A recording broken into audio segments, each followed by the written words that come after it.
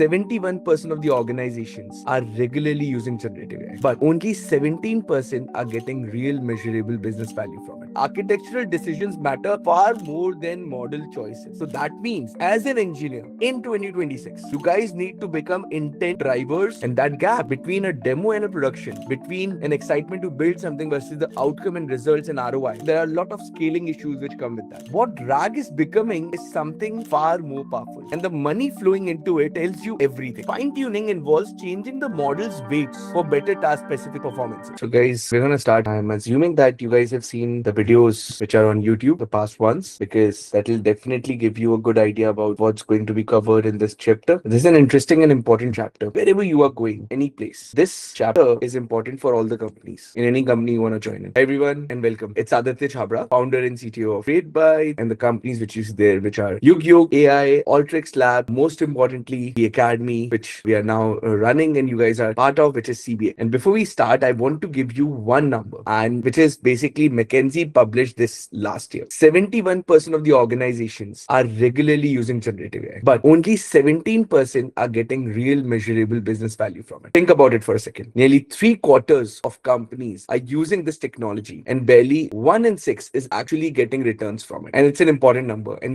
we'll basically deep dive into why and what's happening. And that gap between a demo and a production, between, let's say, an excitement to build something versus the outcome and results and ROI, that's what we are going to cover today. And RAG, which is like, we'll be jumping into deep dive of RAG and advanced RAG, is right at the center of it. So let's proceed. And I'm going to quickly jump towards advanced RAG. And you guys should understand, like, what's this advanced RAG means. So I want to understand something right at the top before get into more detail, because you've probably seen these articles everywhere where you would have seen people writing RAG is dead. And this is like 2026, January, February, people are writing in on the Instagrams, RAG is dead. And even there are videos on YouTube about it. People posting confidently on LinkedIn, on Medium, on YouTube, everywhere that it's over. But here's the honest picture. In January 2026, VentureBeat ran a piece with exactly this take. And the counter argument that came back from the enterprise AI community was just as loud against this. Because here what's actually happening. The name version of RAG is dead, which is basically back 2-3 years back, the way you were using it. Let's say we grab a PDF, chop it into 512 token chunks, dump into, let's say, a Pinecone or a better DB, and we hope for the better version of it. That approach was never production ready, and it was like a difficult thing to use it at the live level scenarios. And like with a basic scenario, there are a lot of scaling issues which come with that. What RAG is becoming is something far more powerful, and the money flowing into it tells you everything. Snowflake, it paid $250 million to acquire crunchy data. A PostgreSQL, like you would have heard about PostgreSQL, it's a database which follows asset properties, quite powerful. And what they've done, it just hired PostgreSQL DB specifically to power RAG infrastructure. Databricks spent $1 billion on Neon. Superbase raised $100 million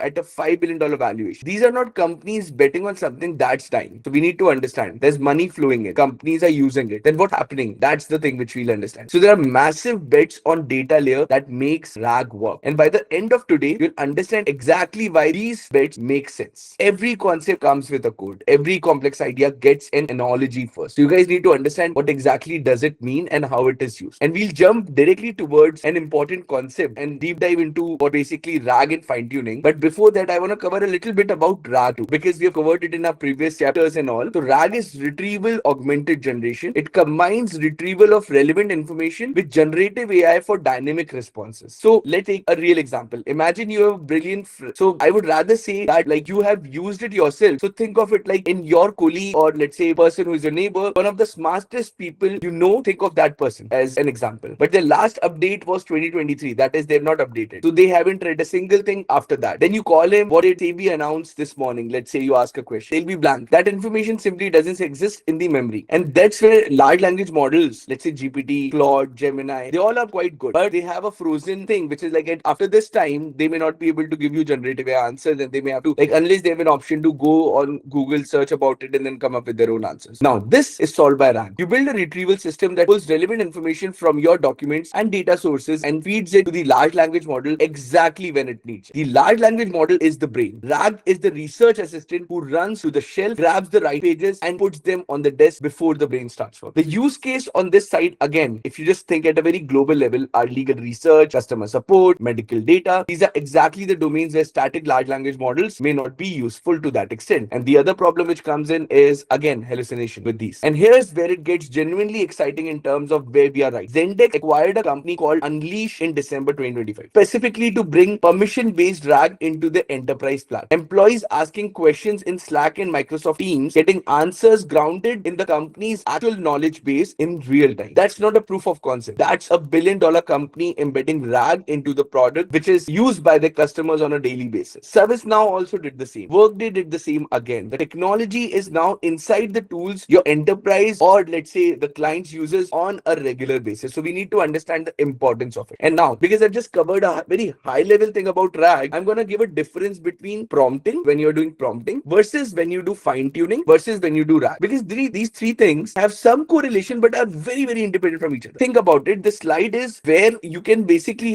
think about it for a second. Like, let's take an example of fine tuning. Fine tuning involves changing the model's weights for better task specific performances. So let's say deep domain specialization, time consuming and expensive. Okay, you're backing knowledge in all the training data, and it is important to understand this. Okay, so for example, let's say you have XYZ data set, you basically try to figure out what can be the right model weights and use it. Again, RAG, it retrieves. You don't do any kind of fine-tune training. It's just retrieving the external data dynamically for more accurate real-time responses. You don't touch the weights at all. You inject fresh data at every query which you're writing. The decision framework on the side is right. Like, if we look at now the prompting, it is like a general scenario where you write in English text and basically getting an answer. And you can basically use prompting in terms of using it with RAG for asking questions. You can use it with large language models or a fine-tuned model. Now, think about the context that makes the slide, let's say, land harder in your brain. And give you a very practical example. There's a company, Flowtorch, which released a comprehensive RAG benchmark study in February 2026. Now, one question which will come in your mind is, what is a benchmark study? Benchmark study is nothing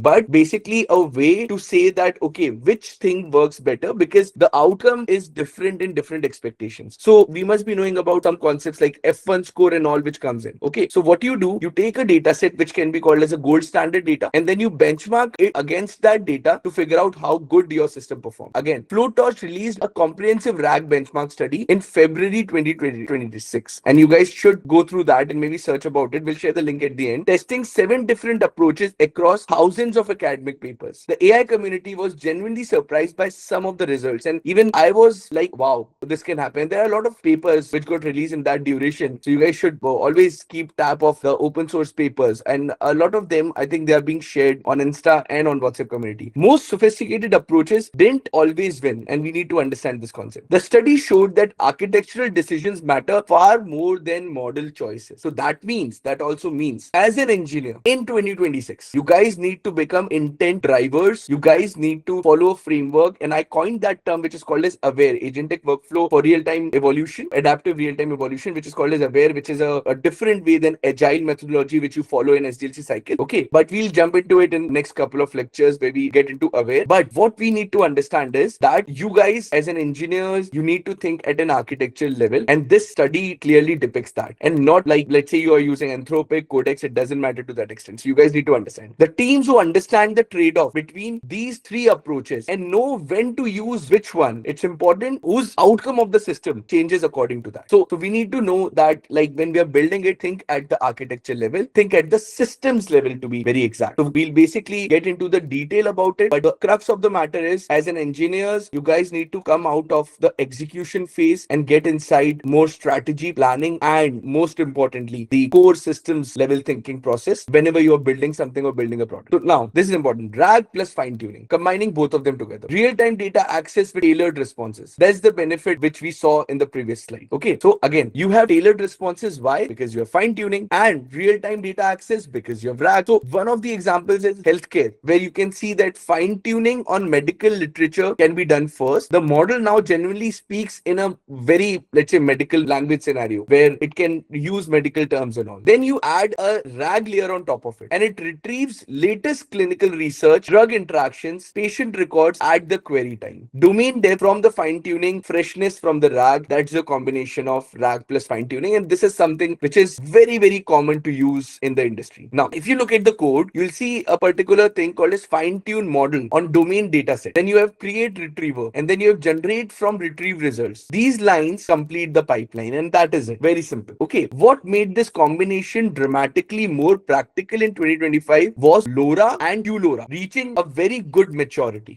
So again, we'll get into LoRa and QLoRa too again, and it was being covered in past two. So look at the lectures which are like I think second and third to get an idea. So instead of retrieving billions of parameters, you train a small adapter layer, millions of parameters, fraction of the cost, because that small adapter layer again is just for millions of parameters. So you just train that adapter layer, which is fraction of the cost and same domain specialization. And even I am using it in Create Bytes to that extent, where most serious enterprises and teams doing RAG as fine tuning today are doing it in this manner. Okay, again, this is important, guys, and we should know about it. And I'll repeat that again. Practically in 2025, LoRa and QLoRa, they've reached to the stage where now we can use it in a very good production level scenario. And where what we do with the help of these specific strategies is, instead of retraining the entire billion parameter model, multi-billion parameter model, you train a small adapter layer, which is from the perspective of fine tuning. And you just train millions of parameters, which is like a very small cost, and you get the same domain specialization. One thing which is worth knowing, guys, there is a particular thing which is called as, it's a open source library, and you guys should look at it. RAG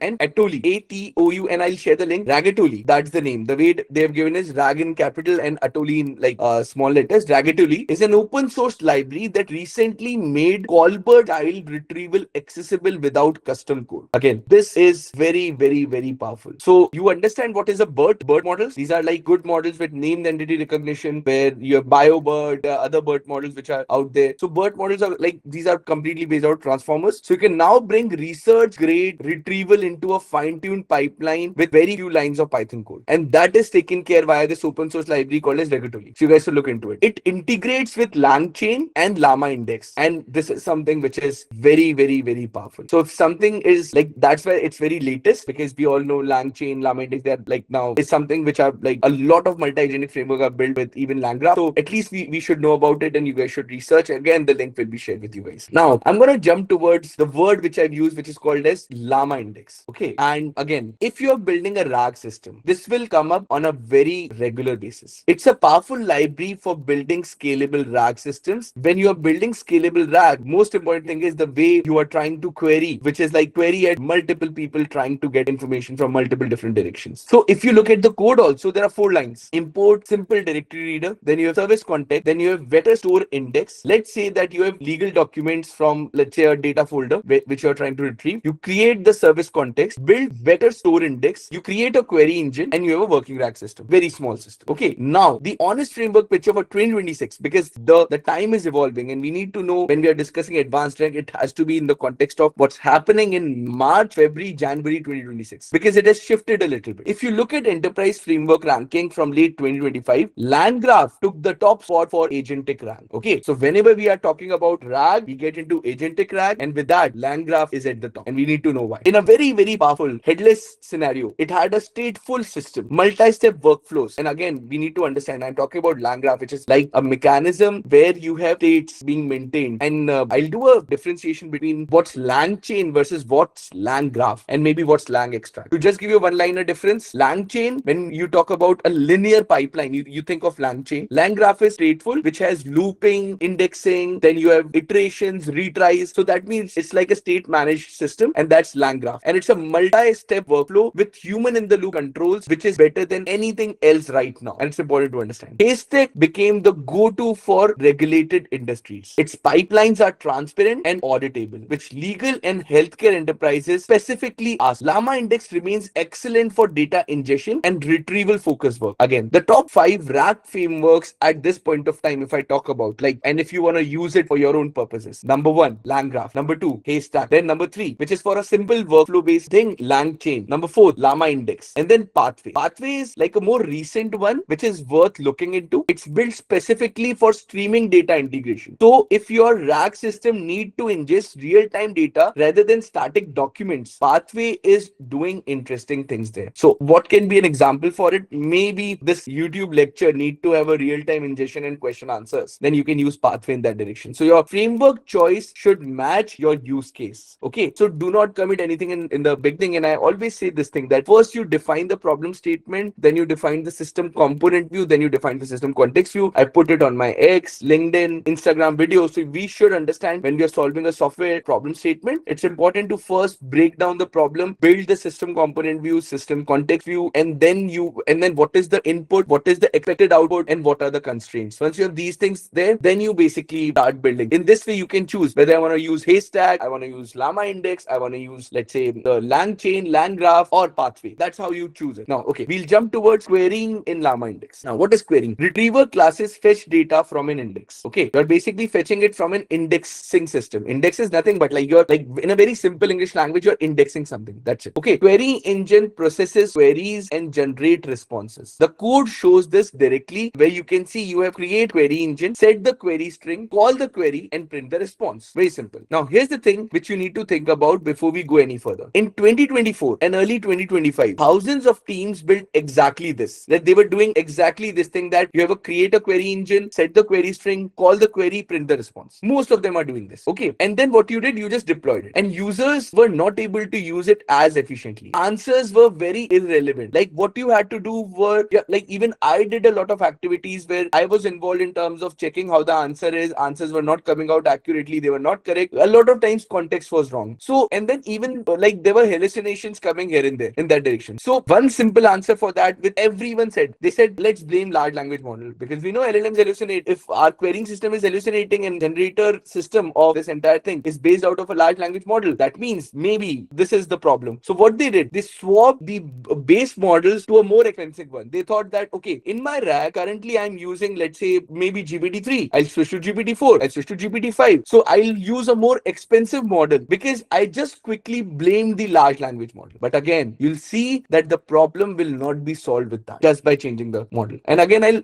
repeat this because this is a very practical thing which I have been facing, and I've seen people do a wrong activity to solve it. So it is like in 2024 and also in early 2025, one of the things which happened was when you were doing the basic activity of RAG, which you can also see from the code, what happens with that, you get wrong context a lot of times, you get hallucinations a lot of times, and the only thing which you can blame for is an LLM. Where exactly? Okay, first of all, just to be clear so that you guys understand, when I say LLM in a RAG, where exactly LLM is being used? When you are doing embedding generation. Why? Because you'll basically save the data in Pinecone or VectorDB. So what you do, you get the documents, you chunk them, and then you generate the embeddings. Okay. Number two, when you are asking a question and it's getting an answer, it uses a re-ranger. So ultimately, it's again using the same mechanism for doing it. So that's important to understand where exactly. There are two places, generative answers, and number one, where did we mention? It's the embedding generation there. But while it is being used only at these two places, you just start blaming LLM that context is wrong, or let's say hallucinations are there. Maybe the problem is large language model. Maybe we have to use an expensive model, which is wrong. According to research from 2025, 80% of enterprise RAG projects never make it past proof of concept. Reason being the consistently, like think about it, what's happening. If let's say your RAG system traced back to very small basic concept, you'll be shocked to understand chunking. And this is something which you guys should understand. 80% of the RAG projects are not able to make it to the production environment, and that is the research 2025. And the technical reasons can be very, very different. But one observation which was consistent, and it is across the entire life cycle, is poor chunking, poor query processing, and no re-ranking. Okay, we understand chunking. You have to chunk the document. The query processing mechanism is not accurate, and also the re-ranking is either not exactly how it should be or it was not present. So next slides are gonna explain that if you literally want to use it in the right direction, how can you make sure that from that 80% not practical POC, you can reach to the top 20% which are actually shipped and are being used. And that basically brings us to an important concept, which is query construction. Again, the three important reasons which I have given to everyone, which you guys should know and understand about, are poor chunking, then you have the re-ranking, and then you have query processing. So I'm going to jump towards the concept of query construction, converting natural language queries into structured forms. The slide shows why this matters. It ensures retrieved data matches the context of the query. Let's take the code, a function that replaces AI with artificial intelligence before the query goes to retrieval. Simple illustration of real principle. In production, this gets much more sophisticated. There's a technique that got widely adopted in 2025 called HYDE. Why small? Hide. Hypothetical document embeddings. So instead of embedding the user's raw question and searching with it, you ask the large language model to generate a hypothetical answer first. Then you embed that hypothetical answer and search with it. Think about it. You must have never, like, you would have been directly putting your query inside the RAG system and thinking that, okay, fine, I may get an answer. And I'm basically giving you an idea, and you guys should look into HYDE. Hypothetical document embeddings. So instead of embedding the user's raw question question and searching with it. You ask the large language model to generate a hypothetical answer first, then you embed that hypothetical answer and search with it. Why does this work? Think about it. A hypothetical answer structurally looks much more like the documents in your index that a short question does. Okay, your short question is very different as compared to an LLM gives you a hypothetical answer. The embedding similarity improves significantly after that. For vague or sparse queries specifically, because users, you can't control what they ask you or your query engine. They can do anything. They can ask anything. Height consistently beats direct query embedding in retrieval accuracy. Important, HYDE. Llama Index and LangChain both have this now in a very built-in fashion. So again, what happened after that? Like there were new algorithms which came out, new mechanisms which came out. So now Llama Index has this built-in its system. This is the kind of improvement that takes you from that 80% to the 20% scenario moving forward. And again, I'll basically quickly be here in terms of querying. And so far I've talked about query construction. Now let's get into a little bit of expansion direction. Adding synonyms and related terms to broaden the search scope is important. The slide gives you an example: climate change expanding to global warming and environmental impact, and domain specific expansions like blockchain to disrupted ledger. The code shows a synonym dictionary looping through query terms and replacing them, and it's very straightforward. The downside is very obvious, and too many terms and you pull in irrelevant documents, noise is gonna go up, precision is gonna drop, and it's important that we balance some kind of retrieval scenario in this. So what evolved from this in 2025 was a concept which is called as multi-query retrieval. So instead of a static dictionary, you ask the large language model to generate 3 or 4 completely different phrasing of the same question. Run all of them, merge results, deduplicate them. Important. You run all of them. Again, I'll try to explain. So the concept is multi-query retrieval. So like what we just discussed, it basically goes and asks a question. So instead of just one static dictionary where you have the question, you ask the large language model to generate 3 or more complex different phrasing of the same question. And then you run all of them. And then what you do, you merge the results of whatever has come out. And then you also deduplicate them because maybe 2 of them have got the same result. So you deduplicate and covers a lot more semantic space which you could have skipped with one single query. LangChain ships this again by default built-in native manner. That means LangChain has multi-query retrieval present in it. Okay, now enterprises using customer support RAG system report that users describe the same issue in completely different ways multiple times. So one person says my payment failed, another may say transaction didn't go through, another says checkout is broken. Multiple query retrieval handles all 3 phrasings pointing at the same underlying knowledge, and that's why instead of, let's say, just having a single query, have a better query expansion mechanism to expand your query in that direction. And it's important to understand this. Now we'll quickly jump towards a concept of query transformation. Now what is query transformation? Altering the actual structure of the query for better retrieval. Important to understand. The example of this slide is very apt. What is the capital of France? Because Paris, capital France, for vector search keyword will have a dense keyword scenario.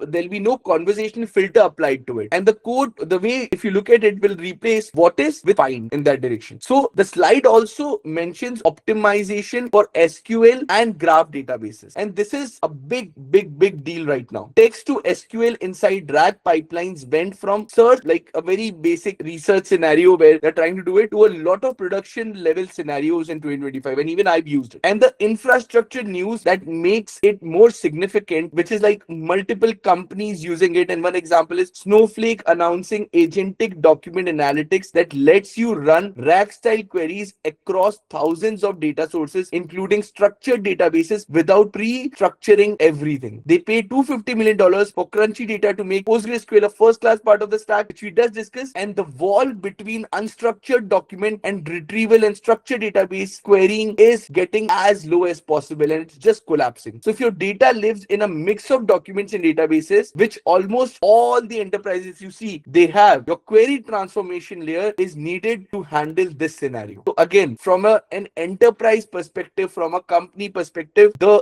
agentic RAG system, the advanced RAG system need to have a layer of query transformation. And again, we'll jump towards the concept of query engine, which is like a central orchestrator, the retriever, the transformer, the generator. The code shows the full Llama index setup: load documents, create service context, okay, build indexing, create a query engine. And for scaling, batch processing and caching. If the query comes in repeatability, cache cache the results, latency drops, cost drops, infrastructure load drops. So again, it's important to understand, in order to scale, we have batch processing and caching. If the same query comes in repeatedly for people, okay, and this happens a lot at scale, you do just one thing: you cache the results. If you cache the results, the latency will drop, the cost will drop, and the infrastructure load will also drop. Now, the bigger picture on where query engines are heading, it's important to get an idea about that, because it changes how you think about everything around the same concept of query engine. Right now, the query engine follows a fixed linear path where you query in, you retrieve, you generate, you get an answer. But in 2026, this linear pipeline is becoming a reasoning loop. The system decides whether to retrieve at all or not, evaluates if the retrieved content is good enough or not, and it loops back if it is not, which was something which gives a much more powerful production ready power to the system. And that is what we call as an agentic RAG system. Somebody is raising hand, I'm not sure, but we'll basically get it involved. Guys, raise hands if you have, let's say, anything there and you're able to understand things. I'm going to take a quick pause right now. If I see everything is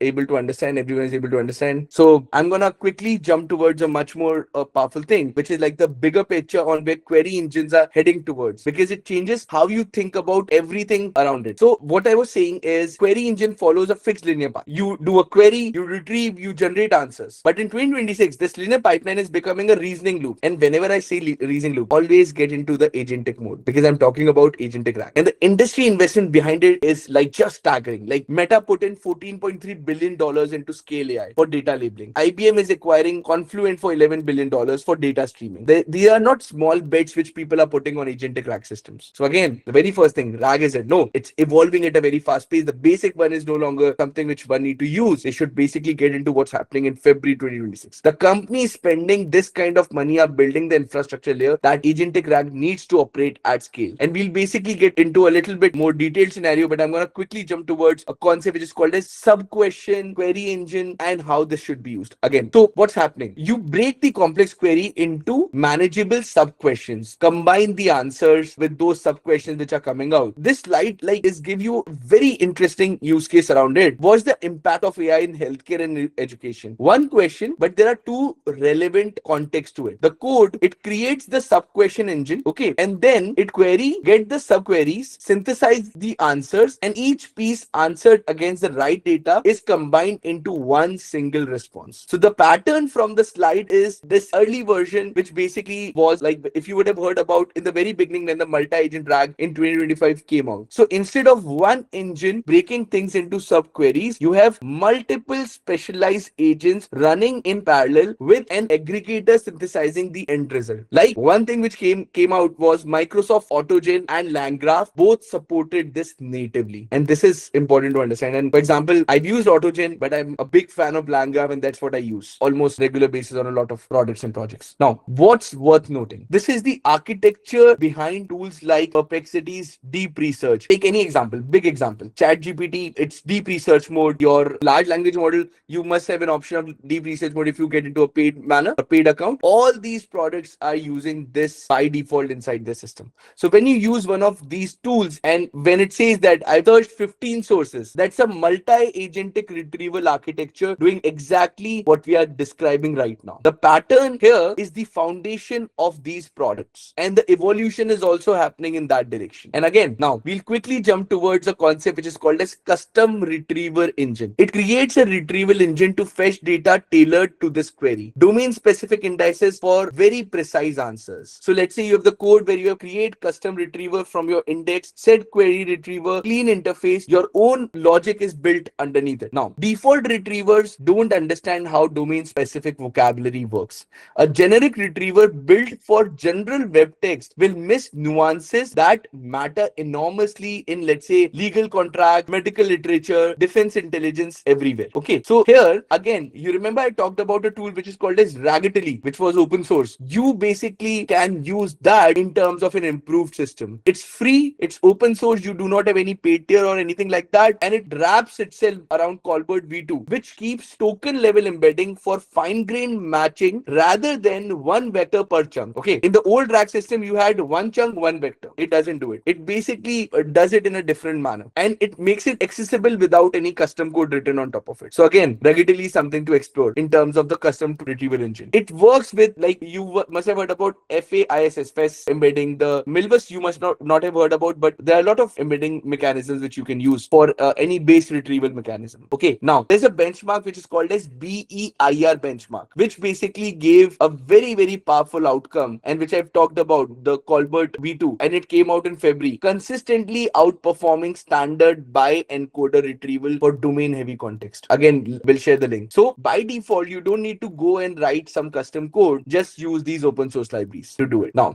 one of the most important thing, again, if you remember, and I'll basically quickly jump towards it. If you remember one thing, we discussed an important segment here, which was 80% of the things do not go to prod when you're building RAG, and only 20% of them. And one of the things which I talked about out of the three was re-rank, because a lot of people either are not doing it or are doing it in a very incorrect manner. What is re-rank? It reorders retrieved documents to improve the quality, meaning it gets the document and tries to figure out which one should I show first to the user, the second, third, fourth, fifth. So relevance scores determine which documents actually go to the large language model. So the code shows, from the code, if you look at it, what it is doing, it give it a query, you get the documents, you have the top end, you get back the results sorted by true contextual relevance and not just vector similarity. Important to understand. The first retrieval pass uses embedding similarity, which is good but can be imperfect. The first result is not always the most relevant one. Re-ranking runs a smarter second pass. And I'll tell you this thing, it's like a default for you for any production pipeline which you're building, which is, let's say, retrieving more than 5 documents, you have a second pass. So in 2025, there are multiple things which came out around this. One of them is cross-encoder re-ranking, where query and documents are processed together in one model pass. Both query and document significantly outperforming the by encoder retrieval. Okay, so we need to know that these things have come up and we shouldn't be using the default mechanism which we used to. Haystack made this as the first class feature present by default. Remember I told you about different RAG which are quite popular, which are being used. One of them was Haystack. Anthropic published this contextual retrieval before, let's say, indexing itself. So we need to also look at this, and I'll share the link of this too, where they published the contextual retrieval, in which we prepared a brief context summary to each chunk, explaining where it sits in the larger document. So what you are doing, you are basically also adding a small bit of summary for each chunk, explaining the metadata of it, where it is sitting in the larger document. That context travels with the chunk forever. Their benchmark showed that this reduced retrieval failures up to 49%, which is a big number. Okay, again, I'll explain. So what you do before you get into the indexing and you index the chunk, a brief context summary to each chunk is basically created, explaining where it sits in the larger document. That context travels with the chunk all the time whenever we are trying to extract this. And the benchmark has shown that this has reduced the retrieval by 49%, almost nearly half. For a pre-processing step, that's relatively simple to implement, but it gives you one of the best accuracies which are available right now. So again, it's important that these things are critical, which can significantly improve your RAG to a very large extent. And I'll quickly jump towards the advanced retrieval concepts. And there are 3 modes. One is the semantic search using vector embeddings, which retrieves based on meaning. The keyword matching, which find the exact terms when you try to search something, it's a keyword. And then you have the third mode, which is the hybrid search, which mixes both of them together. The code hybrid underscore search, if you look at on AI healthcare, one call, but you have both the approaches together. Now, it's important to understand a concept which is called as recursive retrieval, which we'll basically cover later on, but a major infrastructure shift from 2025 that changes the entire dynamics of it. Traditional databases added native vector support to them. Very important, guys. Like, we are using databases for a while now. They've started adding native vector support, which is a big thing. PostgreSQL with PG vector, you have Oracle, MySQL variants of the same present, and the investment behind PostgreSQL specifically is humongous, is remarkable. Snowflake paid, again, you remember, it paid $250 million for crunchy data. Again, doing the same activity. Database spending billions on Neon. Superbase raised $100 million at a $5 billion valuation. PostgreSQL is turning 40 years old in 2026. And with this PG vector and all, which has come out, it's much more relevant now. But still, we are not exactly using it in that way. We can actually transform our existing infrastructure based out of these SQL databases, adding a vector layer to it, and it can basically do marvels for us and can even be faster. So we need to know how and what need to be done with that. You don't always need a dedicated vector database layer. It's important that when I'm saying this, you understand that it's not always needed. But for many production workloads, like, you need to think about what's the use case where, let's say, you are handling millions and millions of data at scale. Your performance completely changes if you have that, especially with, let's say, data extraction scenarios. Maybe you have put some logs here and there. You need to check whether your existing database is having a support to it, whether your use case is defining it, and then maybe you can quickly jump towards using it. And now I'll jump towards a very common word, recursive retrieval. What you're doing, you're iterating and fetching related data over multiple layers, and that is why it is called as recursive retrieval. What do, you query in, your documents are out, those documents reference the other relevant documents, which are then fetched from there. So you have created a layered the way it is being saved. So first you query the first layer, then that layer referred to the other layer, and then you retrieve from there. That is recursive retrieval. Okay, where, let's say, you have related medical papers, legal clauses, medical research. A paper cites 5 others. The way you have research papers and there's a citation,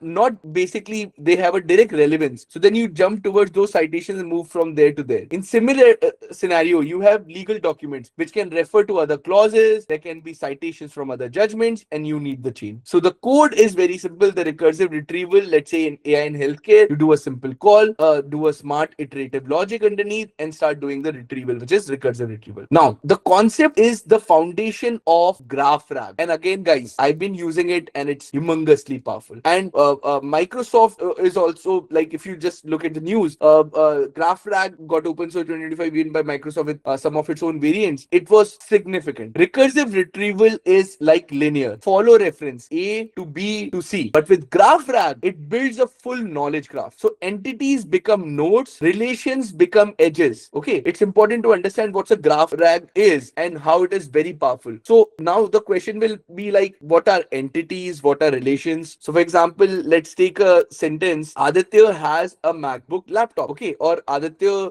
runs 5 miles a day, or let's say Aditya does XYZ. Okay, now we need to know that there are 3 things which comes in. You have entities, which are Aditya is an entity, XYZ can be an entity, and then the relation joining the 2 entities is the relation. So that's how you build a knowledge graph. So wherever you will see Aditya as a term, it will index it and make sure that Aditya knows wherever it. So you create a 3-dimensional picture of a knowledge graph, okay, in a GraphRag. So if you ask a GraphRag, how did this founding team's background influence the current product architecture? Standard vector search finds documents about the team and documents about the architecture separately. It cannot connect the influential relationship between both of them together. But if you use GraphRag traversal, the graph and the surfaces that connect them explicitly, the results are significantly different. And that's why GraphRag is at the top of the game in this whole thing. So in early 2026 benchmarks, we can see clearly that GraphRag is achieving search precision up to 99% on complex multi-layer enterprise queries. Very important to understand. What's the trade-off? It is 3 to 5 times more, let's say, LLM dependent in terms of doing LLM calls to build and maintain on a very regular basis. So it's like you have a little bit of higher cost deficit with respect to LLM, but GraphRag's accuracy fetching scenario is much more better.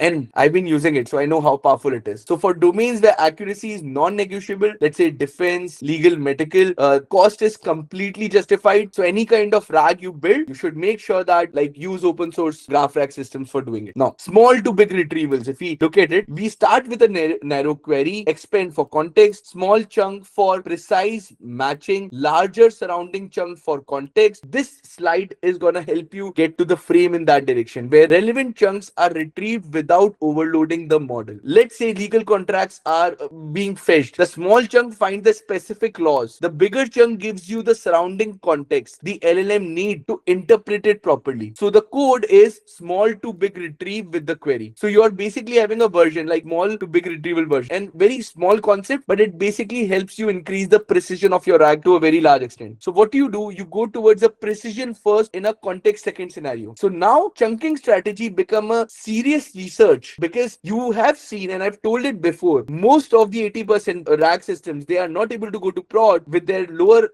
precisions, even with better large large language models because they either had a problem with chunking strategy, they had a problem with re-ranking and the things which I mentioned earlier. So it's important that we give a little bit of, let's say, pace to improve this, and that was happening in 2025. And I'll give you a couple of examples. There's a company, Flowtorch. So Flowtorch February 2026 benchmark, they actually give you 7 chunking strategies across different papers. So what they did, they tried to produce different strategies and see which one is giving me better benchmark score. The winner wasn't always the most sophisticated approach for chunking. What the study confirmed is that no single strategy wins universally. The write-up depends on your data structure and your query type. Important to understand. So you can have, let's say, big and small query chunking. You can have chunk plus metadata related information with chunk. Different chunking strategies can be used for different types of data. Mayo Clinic published a clinical AI paper in November 2025 evaluating 4 specific strategies. And again, semantic and adaptive chunking significantly outperformed fixed size chunking for clinical accuracy. Again, as I mentioned, domain specific, niche specific, data type specific. One of the observation was you have semantic and adaptive. What is an adaptive chunking? It's like you're trying to adapt on the basis of the data you have, the size of the chunk which is used. So you basically get the context. Semantic is like embedding generation, but on top of it, the size can be adaptive, changed depending upon what you want to put it in your single embedding. So there is another one which is called as proposition based chunking, where each chunk is a single atomic fact which showed highest precision for very specific kind of data, which is like a fact retrieval. If you have facts which are like plain single fact, simple facts, then for that the idea was to use proposition based chunking, where each chunk is a single atomic fact. And for tables, let's say you have a lot of tables, never split rows across chunks. Guys, important to understand, a lot of times when you're trying to do table based chunking, where you have a lot of tables and you want in a document or any place and you want to chunk it, never split rows across chunking. A row without its header row is completely meaningless. So let's say you have a big table of 1,000 rows, you ensure this, the table needs special parsing before they go anywhere near your index. Guys, this I'm not sure how many people are gonna get into. They would have explained maybe in your companies if this thing is being discussed, but you would have seen most of your documents have tables. One thing which happens in the tables, we just use the normal method to just, but we should always ensure a couple of things. Parse the entire row, and a row without its header row is completely meaningless. Important to understand, and then accordingly do the row based chunking or the table based chunking. Now, let's jump towards production ready RAG solutions. Okay, scalability, reliability, latency management, continuous monitoring. It's important we basically have these things in our when we talk about production ready RAG system. And you can see from the code, like the Elasticsearch setup, create connection, create the index, your production retrieval foundation. So 71% of organizations using generative AI, and only, let's say, out of those 17 getting real business value. One of the things which I explained about it from McKinsey, which happened in 2025, the organization closing that gap are not the ones with the best models. Guys, we need to understand, it's not the model where you use, let's say, Anthropic or let's say ChatGPT, or you're using the best of the best version. They are the ones which have the right system design. They are the ones which have the right infrastructure setup. And again, there are a lot of acquisition news which we discussed, where Zendesk acquired this Unleash in December 2025 to bring enterprise RAG into the support platform. Why? Because they know that this basically changes the game for them in a very scalable direction. Workday embedded RAG for their human resource policies, Q&A. ServiceNow built it into the IT workflow platform. And these are not experiments. These are literal production level things which they're doing in 2026. And we are talking about thousands and millions of employees using daily for running RAG infrastructure that need to be scalable, reliable, low latency, and being monitored on a regular basis. One requirement that emerged strongly in 2025 was answer attribution in production RAGs. Not just is this accurate, but which sentence from which document support each specific claim. Legal firms and financial institutions require this for any RAG deployment, and we need to understand this. So it's not just about whether we have extracted the right answer, but what is the source of it. So we have to build attribution logging into our architecture from very beginning, and it is something which you cannot skip whenever you're thinking about building these RAG systems for production ready environments. And now I'll quickly jump towards document updates and stored vectors and the way the actual operations happen around it. Okay, so your index, let's say you have 10,000 documents and you have indexed them. 3 months later, 500 documents have changed. Now you don't rebuild the entire index, guys. Okay, this is important to understand. Don't rebuild the entire index. This slide specifically shows the solution around how you should be doing it. And let's say you have deep lake vector store. You call the update with new documents and just update what has changed. That is it. Okay, in the code. So let's take an example of Workday, or let's say one of these companies. That's how they're doing updates on stored vectors. The audit trail requirement is showing up almost everywhere, where you have to ensure that what has been done is updated and changed. That trail is maintained when you're doing it. So you need to maintain some kind of audit concept in the system when you are doing these kind of activities. I'll basically quickly jump towards the next slide, which is chunking and data distribution. Again, very critical, very important. I've seen systems fail because, like, most of the time, like, and this is something which, let's say, as an engineer, when I'm working, I just know the fact that it has to chunk. But there are a lot of chunking algorithms, chunking strategies. But again, most of the time, because we do not first understand the kind of data we have, and on the basis of we should decide the right chunking strategy, we just ignore it. So from the code, let's say you have chunk size 512, you have chunk overlap of 64. Again, important concept, guys. This is something which is an old concept. You have an overlapping chunk so that you can ensure that when you have the next chunk, the previous context is maintained a little bit before it moves to the next one. So you always have some kind of overlapping chunk. Reasonable starting point from where you can start thinking about building a much more bigger scenario. Now, without overlapping, a sentence spanning two chunks gets split and both halves become harder to retrieve accurately, guys. So it's important that whatever you're doing, always ensure that you save some particular bits for overlapping. Now, Flowtorch's February 2026 benchmark, which we discussed for a lot of other purposes in a previous slide, they had some interesting findings. And as I mentioned to you, the winner for figuring out the chunking is, it is like which data type and which query type the people often use. And again, you remember I talked about the semantic chunking scenarios, splitting on meaningful boundaries, and rather than just thinking about, okay, token counts. So which is adaptive chunking. So for example, let's say I say I have 512. I shouldn't be just specifically saying 512. It need to be adaptive. It need to be semantically controlled. And if you do these activities, you will outperform the fixed scenarios, the fixed chunking scenarios. And again, this also brings up the part of table, that the way you should be doing chunking for tables. And now I'll quickly jump towards an important thing, which is compliance. This particular code which you see here, it shows a pernet encryption. You generate the key, create a cipher, encrypt the sensitive data before it goes into the index. And it is important. It is very basic, but most of the time it is skipped. We are not even caring about it. We think about building production rack systems, but we skip some of the things which may be needed in very critical scenarios. And in 2025, guys, and this is an enforceable law and not a guideline, European Union AI Act enforce with obligations running through 2026 and 2027. India's Digital Personal Data Protection Act now is active, and there are GDPR and HIPAA compliance, and these are all global baselines. And that is why you cannot skip this important activity. If you are retrieving personal data, you need a legal basis. You need logs of what was retrieved for which query. You need the ability to delete a person's data from your vector store on the request. Selective deletion from a vector index is technically non-trivial, and most teams don't even think about it until their lawyer asks, or they're thinking that, okay, maybe we'll do it at some later stage. Okay, it's not technically like I'll just do it immediately and it can happen. Again, I'll explain this. I've talked about the EU AI Act. I've talked about India's Digital Personal Data Protection Act. There are GDPR, HIPAA compliance. Ability to delete a person's data from your vector store on request. It's a legal requirement. Okay, if you are basically doing anything on RAG with personal data. So the security angle gets serious attention, and it was quite, let's say,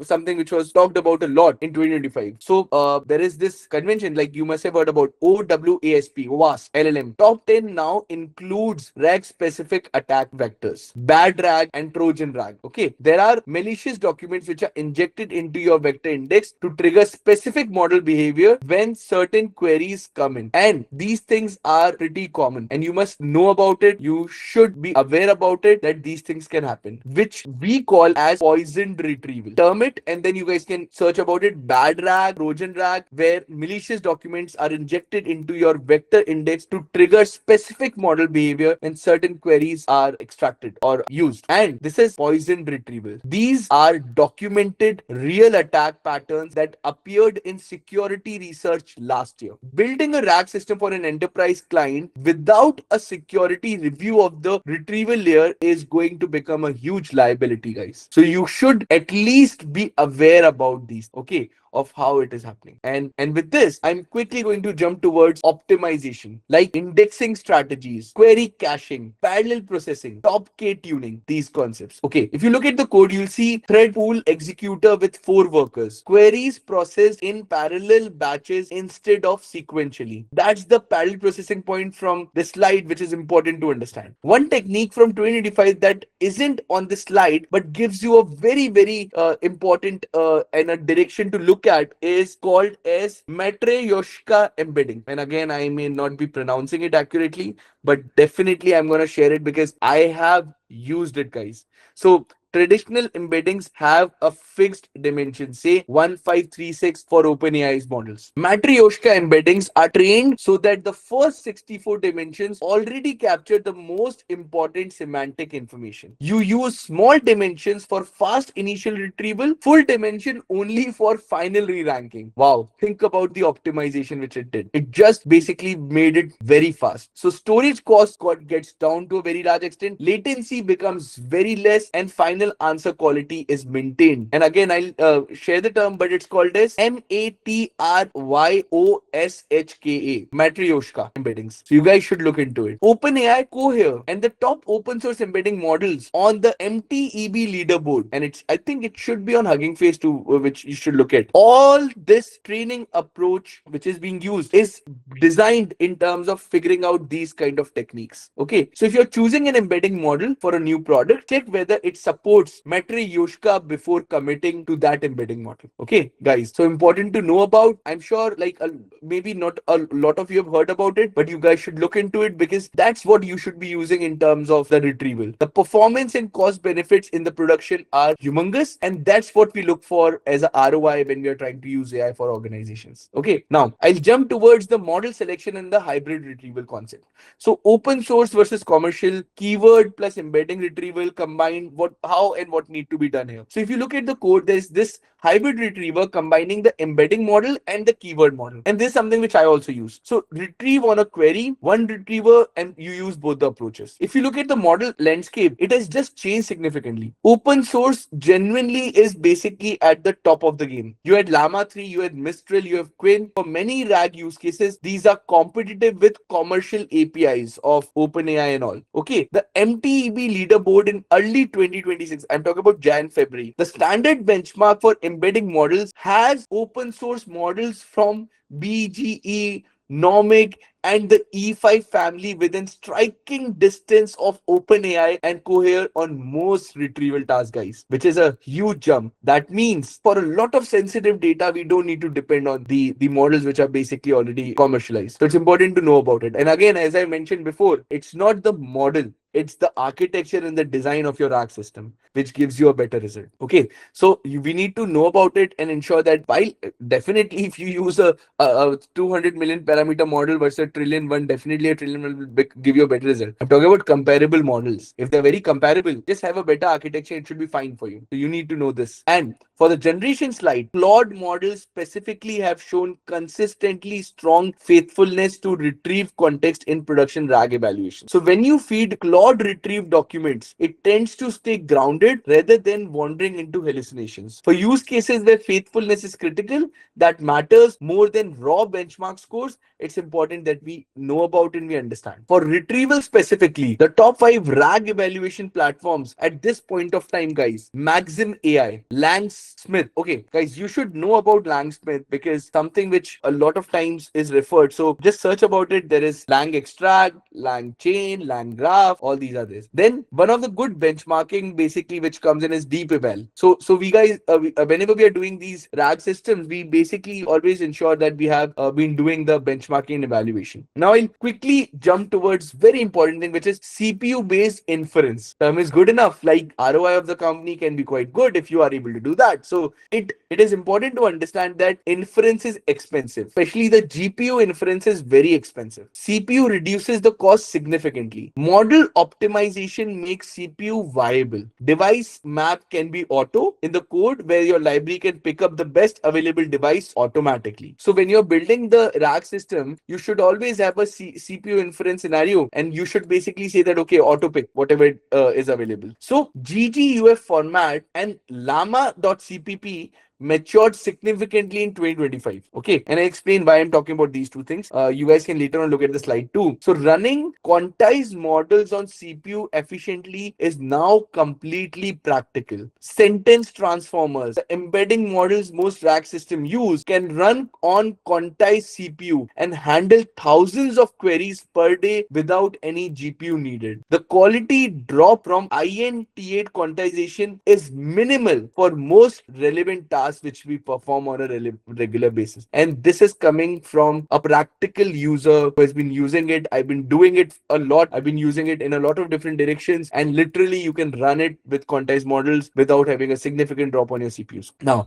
this matters specifically for builders, let's say engineers who are doing it at a lower level, plus for organizations who want to ensure that they have very, very good ROI. So if you want to build a ROI, you need to ensure that your expense is less. At the same time, you're able to have a better margin. And if you want to do that, make sure that you have CPU based inferences. At least do some optimization to do that, and maybe have some kind of auto method in that direction. Now, I'll talk about retrieval performance. If you look at the code, you have create node network from documents, query against the network, and then you retrieve. So when one document is retrieved, related documents are automatically considered through the network structure. Okay, so it's important to understand that part, that the related documents are automatically considered through the network structure which is present there from the code. If you look at how it's happening now, the node network concept connects to a concept of self RAG, which got significant attention in 2025. So in a standard pipeline, you always retrieve and query comes in. Retrieval happens regardless of whether it's needed or not. Self RAG is different. The model first decides whether this query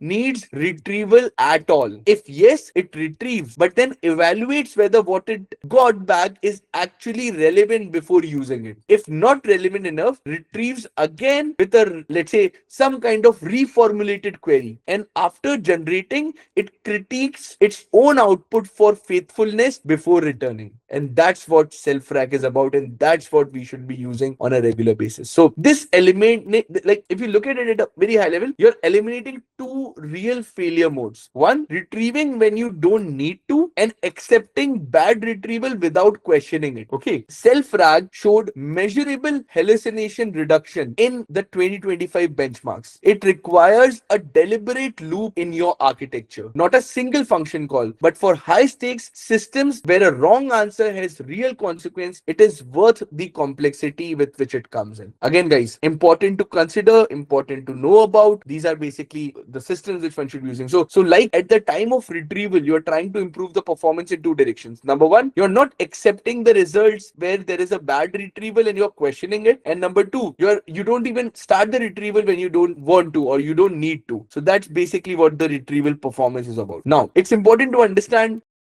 the depth of this retrieval role. Okay, if you look at the code, you have Elasticsearch searching the documents index for quantum computing. That one query determines what the large language model sees, what the LLM determines, and when it says. Get that wrong and nothing downstream can fix it because you have just extracted it. So my practical approach on every project which I'm working on is test retrieval completely independently before connecting it to the large language model. Okay, that's what I've been doing. I've been doing this activity in all the different organizations. Okay, so I test the retrieval completely independently before I connect it to large language model. I write 20 to 30 queries, look at what exactly comes back, read those documents. Are they actually relevant? If not, I first fix the retrieval. Do not just jump towards LLM and try to think that I want to solve the upstream problem. The LLM is an issue. Now, RAG is a context engine, not a retrieval pipeline. You need to come out of the mindset of what used to happen with RAG versus what now RAG is. Okay. It manages what reality the LLM operates in, which facts it knows, how currently they are functioning, how recent they are, what kind of recent data they have, how verified they are. The retrieval step isn't a search bar. It's the intelligence layer that determines what the large language model believes to be true when it generates an answer. 85% of the enterprise AI applications are going to be using RAG in the next 4 to 5 years as their foundational architecture, guys. 85%. And that's something which I'm telling you right now. Maybe we'll come back in future and see if that's true now. Okay, right now this number goes to about 30 to 40% at only at very high level scenario. If we look at the reality of almost every small company using it, it can even go below 10%. The teams who understand this deeply today, who can design, build, evaluate, and operate these systems properly, are positioned for much more larger impact in their industry. And again, this is the term which I call it, and you guys should know about it. I call it aware. So you had waterfall method of SDLC cycle, then you had agile. Now agile is something which I believe is not at all relevant. The thing which according to me is there is aware. Agentic workflow for adaptive real-time evolution, guys. And this aware framework is something which basically is gonna evolve. And the people part of that aware framework are the people who can design, build, evaluate, and operate these systems. But the execution layer is taken care by our agentic platform. So you are basically thinking at the systems level. Very important to understand. Now, if you look at this code and some best practices, you have refine query first, retrieve with advanced query second, refine before you retrieve. That sequencing is important, and it basically gives you some level of idea about some practices which should be followed. Now, 60% of new RAG deployments at this point of time include systematic evaluation from very beginning. That's something which has evolved from, let's say, earlier it was around 30-25%, and now it is like around 60% and more. And these are all data which are present in corresponding statistic and news articles. The industry genuinely learned from the wave of failed deployments which happened for a long duration back in 2024. The teams that are succeeding are the ones who build evaluation from the very beginning. Always ensure that you have some kind of evaluation framework while you are building this, not as something which is like an afterthought or we'll do it later on just for the compliance purpose. So evaluation should be thought from the about and built from the very beginning. Like I'll tell you about the debugging framework for this which I actually use. So wrong answer comes out. Okay, and this is something which you guys should think in your mind.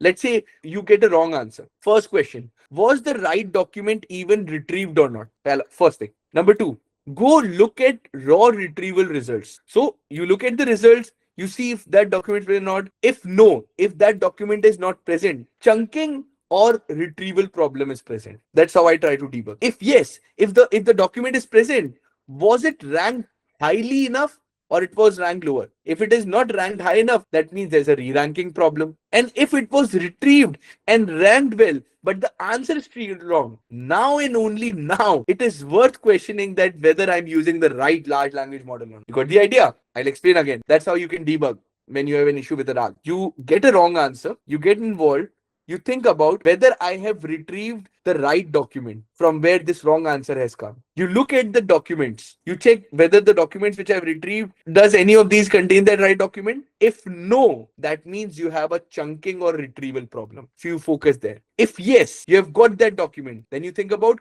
was it ranked highly enough? Was it present at the top 5 or something? Or is it like way at the bottom? If it is not present in the top 3 or top 5, you have a re-ranking problem. And if it was retrieved and ranked and it was present in top 3, and even after that you got the wrong answer, now and only now it is worth questioning the large language model, guys. You understood? This is something which most of the people they skip thinking about, and they just directly blame the LLM for it. So I keep seeing the team skip straight to blaming these large language models, and almost always the problem is three steps earlier. And so ensure that follow the sequence when you're trying to debug a large language model. Now, again, we talked about the entire thing. There is one important concept which is basically embeddings. Okay, and this is quite important and we should be knowing about it. So fine tuning the embedding model is very interesting. Most of the time we are using some OpenAI key to generate embedding or sentence transformer, but there are a lot of times which can took you to a level where embedding model training in some way or the other. So there are BERT models, BERT tokenizer loaded from pre-trained BERT based uncased fine-tuned on domain specific data. Okay, so like there's a very clear example. Default embedding models are trained on general web data. For specialized domains, medical, legal, finance, defense, they miss the vocabulary nuances that matter for retrieval accuracy. The data requirement dropped significantly in 2025. Synthetic data generation using large language models made embedding fine-tuning accessible to teams without large annotation budgets. And I have been doing it for a while now. Important to understand. Generate synthetic question answer pairs from your own domain documents. Use those as your training signal, and it is even practical for very small teams. So that's how you should be able to generate the data and then basically do some validation on the generated data and start using it for fine tuning. If you're choosing a base model, the MTB leaderboard is where you should look at. Okay, always ensure that you're having the Hugging Face access, leaderboard access. Look at the best open source models out there. On the basis of those open source models, check for the cost and then basically move towards the fine tuning part in terms of using it. Now, again, we talked about the embedding fine tuning. There are basically scenarios where you may need to involve, let's say, LLM fine tuning. So large amount of labeled data, significant computational power, all these are basically challenges which come with the LLM fine tuning. And the process is as simple as it can be from the perspective of theory. Complexity is there for a lot of other things. So data set preparation, training, and then you're doing the evaluation from that perspective. So if you look at the code, it shows Hugging Face trainer, training arguments with output directory and batch size. Trainer created the model and argument like trainer.train, that's the skeleton. LoRa and QLoRa, we talked about it earlier, change the economics of doing this fine tuning drastically, guys. Okay, because like we understand these are big models and the cost is huge, but adapted layer basically is being used instead of the full model, and this is important for all of us to understand. So we can actually train the adapted layer, make it more domain specific. So again, whenever you're fine tuning, always just have an idea and understanding of LoRa and QLoRa. Millions of parameters can be used instead of fine tuning or training billions of them. So QLoRa add quantization during training, so you can fine tune on hardware that would have not been possible at all or would not have been an adequate way of doing it. So you can have lesser hardware, that means lesser cost, smaller time, by using LoRa and QLoRa for fine tuning. The decision sequence which I actually use, okay, and it is important to understand this decision sequence. You start with prompting. Let's say if your accuracy is insufficient, your accuracy which you're getting in terms of outcome is not very good, add a RAG in the system. If domain language understanding is specifically the barrier where your domain, the way outcome should come, let's say you are doing a legal judgment based, let's say litigation drafting scenario, any of these activities, medical, the domain language, clinical scenario, domain language different, then if the domain language understanding is specifically the barrier, add embedding fine tuning first. Okay, what we just discussed in the previous. So you do an embedding fine tuning. That's the cheapest and the fastest way to improve it. Only if you are done with all of that and you're still not hitting your target to do your, let's say, get the better result, then finally you jump towards LLM fine tuning. Most of the time, what we do is instead of, let's say, going through the embedding fine tuning step, we directly jump towards fine tuning the model, which is too early. So it feels like the most powerful thing to do and will give a result. But again, most expensive and slow to iterate on, to improve upon. So again, mechanism, the thought process. If accuracy is coming out insufficiently, you've added the RAG. If your domain language understanding is specifically a barrier for you, add the embedding fine tuning first, then you jump towards cheapest and fastest.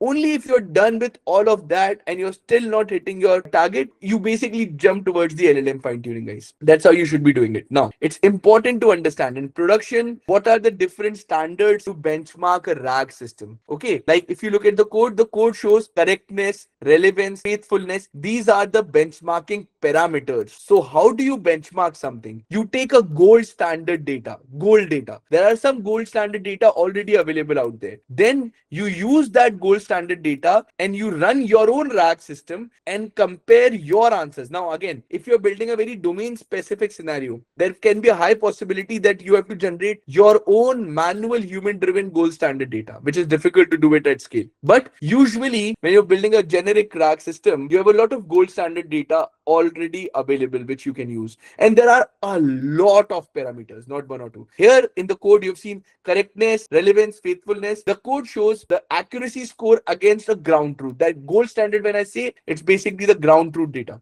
In production at big standard, you have ragas. Its purpose built for RAG evaluation, tracks all the different matrices properly. And there are other systems too, like Langsmith. Okay, Langsmith is something which you can use for a lot of other scenarios. There is basically Arise Phoenix for teams who need this as part of their continuous integration deployment pipeline, because ultimately, let's say you have updated something, you would want to see whether everything is good or not. You use deep eval, which uses PyTest style testing even for benchmarking, so you can catch any kind of quality decrement which has happened. It can be immediately caught at that CI/CD pipeline there before you deploy it for other team members to use it. The 5 evaluation and observability platform with which are something which you should be knowing about are Maxim AI. Okay, because now you're building RAG system. Let's basically look at the important evaluation, and again the term is important. I'm saying observability platforms, because ultimately these are like, there is a difference between writing a unit test case, integration test case, and doing benchmarking and evaluation around it. Okay, so Maxim AI for end-to-end lifecycle management, Langsmith for LangChain native debugging, Arise Phoenix for open source retrieval observability. When I'm saying it, don't need to think about writing it, because this will be shared, guys, with you. Okay, Ragas for the evaluation matrix framework, Deep Eval for production integration testing, guys. Okay, all these are relevant from the perspective of building a production ready RAG system. Now, faithfulness, and again, guys, it's important to understand some of these evaluation framework, because we need, like, for example, if you've built something, how do you know something is correct or not? By just one query, two query, three? No, you need to run it with thousands of queries. That means you have to come up with an automation framework to evaluate your RAG outcome. And to do that, you need some ways to benchmark something. Okay, on the index of correctness, this one did this. On the index of faithfulness, this one did this. So faithfulness is the most RAG specific metric. Like from our current context, we'll jump into a lot of other parameters later on, but for the timing, just let's understand. If the model ignores what was retrieved and uses its own imagination, faithfulness fails. Understand this. If the model ignores what was retrieved at the time of running the query and getting an answer, and it just uses something on its own, the faithfulness just fails. So in RAG, that completely defects the purpose of retrieval for us. And that is why faithfulness, when you look at a RAG system and the benchmarking of RAG to select a good RAG, always check its faithfulness score. Answer attribution became a very hard requirement in regulated industries. We discussed about it, that you need to have which document it's supporting and not. And trace exactly which sentence from which document supports each specific claim. Okay, again, an important parameter to look into. So legal, financial, healthcare, they will not deploy RAG if you do not tell them that from where you have retrieved it. So again, if you look at the direction where it is going, evaluation and live systems are basically merging together, like having their own thing. Like you have things in CI/CD and then it goes to live. So continuous monitoring loops, sampling the real queries, flagging quality degradation automatically. Okay, so you need to basically get this idea that feeding signals back into retrieval and chunking improvements, checking the activities where you have a regular monitoring happening with, let's say, one by one different queries are being given. And then in a very real time environment, any kind of quality degradation which happens, it is being flagged. These are critical and important. Again, I'm talking about building and deploying RAG. So when you are building a RAG system, remember that your RAG system have a continuous monitoring loop on some queries running behind the scene on a regular basis. Okay, maybe at the time of CI/CD. And your RAG system has some kind of quality degradation flag that the continuous deployment quality degradation happened, it immediately flags it. Okay, and then like some signals being sent back into the retrieval for any kind of chunking improvement. And I'll tell you this thing, this 2026 year you'll see a lot of research coming out in that direction. But with evaluation, guys, I think we are almost done with. And guys, you can basically just scan the QR code and like just follow the Insta. You'll be able to get into the different, I think, the Discord community, WhatsApp community, where I'll be sharing the presentation, the code base. There are a lot of open source code which is written and which you guys should basically get some awareness about. So again, like what we did today, what, like in industry, whenever somebody says to you, RAG is dead, show them this video. Or basically tell them that, no, bro, it's not dead. There's so many things happening. You should know about it. And then you explain these concepts. Okay. So it's more about going much more bigger, wilder, better in that direction. Okay. So the numbers tell us a story very clearly. 40% of enterprise AI applications use RAG as foundational architecture today. Okay. Projections, basically, if you look at like what's happening and what I'm saying right now, is the number is going to touch 85% to 90%. And when I say 40% enterprise AI, I'm talking about only a specific niche layer. If I look at all the domains and everything, it's not even 10%. So the teams who understand this deeply right now, who can build and evaluate and operate these systems properly, are positioned way ahead in the market. And guys, when you are basically having conversations for your interviews, getting inside the AI, just have a very in-depth understanding. Almost every company need it. So this becomes like a basic check mark in your portfolio of having advanced RAG understanding and building advanced RAG. Okay, so like just like scan the code and keeping it for 30 more seconds so that you can follow on Insta, get an idea. There you'll get Discord community link. Most importantly, like there'll be workshops. Like I've talked about the OpenClaw workshop, the new things which have come out. And I'll also go through a concept of aware framework where I want you guys to understand that agentic coding is a must. So like you need to know how and what need to be done to automate the coding activity. And again, I do not need to explain why to basically follow and what to do here. I'll be doing a lot more different things. If you guys also have ideas, you guys can share like what I should be doing in my next videos, how I can be, let's say, maybe I'll give some more practical workshops. That's something which I'll be doing. But if you have topics, which topic should I cover? I would definitely want to know. Like maybe someone from the team will share a link where they can say their suggested topics, so I can choose those. But I'm gonna be completing this large language model series, okay, which basically is very specific to understanding, and this is a very important pivot for all of us from the career perspective, that we go through the videos and understand it. Okay, so like another thing which I'll do is I'll share a form where, let's say, hands-on skills, some kind of mentorship if you need, some kind of consultation if you need. Like I'll basically share a Google form where someone from the team will connect to you for 10 minutes. Okay, maybe you can give an idea and they can like see if there can be some custom thing done in terms of your individual scenario and what can happen. Or maybe I'll cover a lot of topics together in an amalgamation form in the next time. So a couple of forms will be shared, guys. Be engaging. I think we can crack a lot of things in a very short span of time, and we can become one of the best AI engineers across the globe in that direction. But thanks a lot, guys, and it was fun having an interaction, and thank you very much.